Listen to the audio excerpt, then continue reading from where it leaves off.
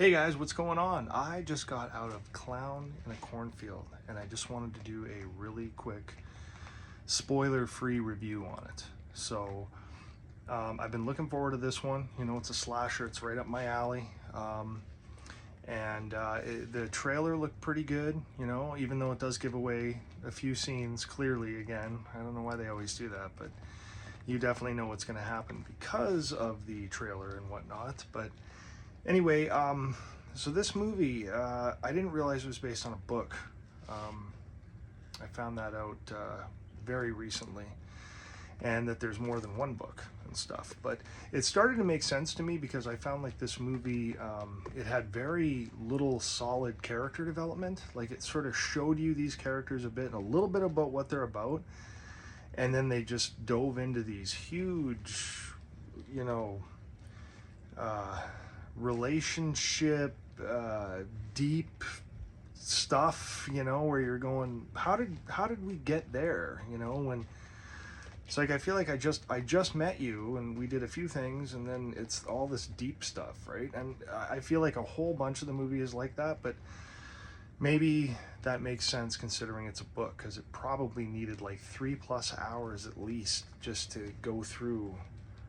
I would imagine what it would have needed to do to sort of get here.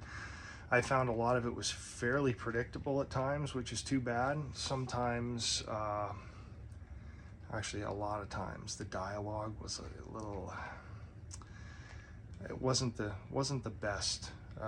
You know, it feels like some scenes are a little rushed or something, but again, the book thing, maybe that had something to do with it, but it, you know, it's not an excuse. It should still be, you know, it should still flow fairly well if you're going to make a movie out of it. But I feel like it was a bit of a mess. It was pretty muddled. Probably could have been a little better than it was. I didn't dislike it, but I didn't love it at all. You know, it's sort of like, it had this real good potential, kind of like, let's say, Hard Eyes did earlier this year. Could have been really cool and went sort of a different way with that whole romantic thing with Hard Eyes.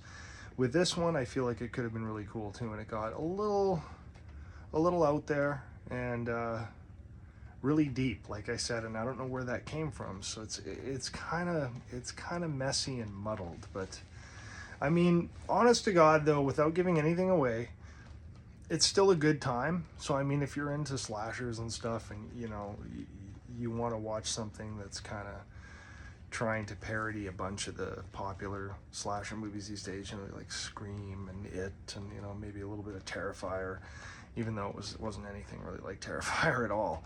I just felt like it was trying to sort of mash them all together a bit, and yeah, I don't know, it's a little bit of a,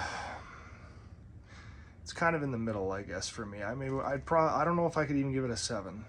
I'm thinking more like maybe 6.5. Yeah, probably around there. I mean, it had 7 parts, you know what I mean, where it could have been even better than that, and some of it was so muddled though I just couldn't go any higher. I probably have to give it about probably a 6.5. Yeah, I think that's fair. But you know, it was still a pretty good time, and if you're looking to watch something cool and different, check it out by all means. But don't go into it with real high expectations, because you might come out of it a little disappointed, because it's pretty muddy, and yeah, the dialogue's weak, and some of the scenes you're going, what? Huh? What? You know, a lot of that. But anyway, that's my quick review of Clown in a Cornfield. So, could have been awesome, wound up being kind of so-so. Anyway, that were my thoughts on it. Let me know what you guys thought of it if you checked it out this weekend.